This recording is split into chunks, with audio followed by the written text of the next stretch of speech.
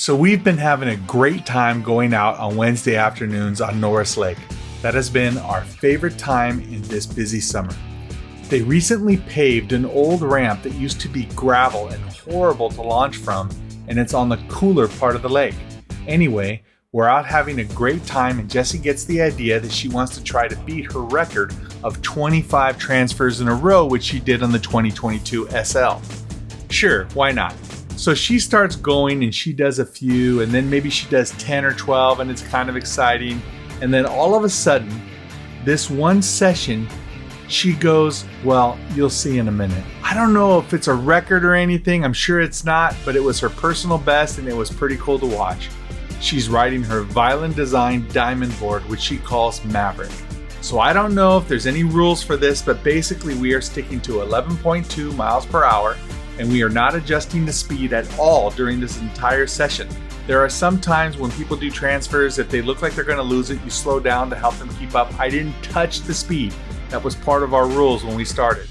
We are not playing with the steering in any way other than having to turn a bit because we're in an area where you have to navigate, and we do a slight turn on the transfer when the boat flips over from one side to the other because you have to adjust the steering when the boat flips over. You can see Jessie holding up her fist.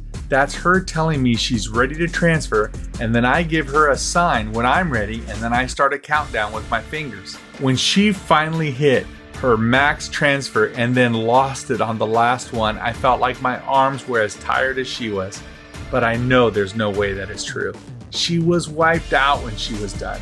Great job to Jessie. In addition to that amazing personal best for transfers, she then goes back to this very steep and interesting ramp and one-shots the backup. You have to realize you can't quite tell from the air with the drone footage, but it's steep and you can't see the center of the area of the ramp that she needs to be in. It's very difficult, and she's done this twice. The first time I thought, boy, if she does that again, I want to get the drone. And I did, and she did it again.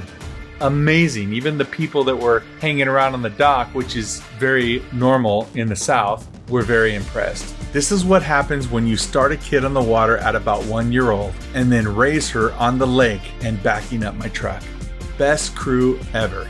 I hope you're enjoying your summer as much as we are. This has been a crazy summer though due to the weather, but I'll be talking about that more in my next video.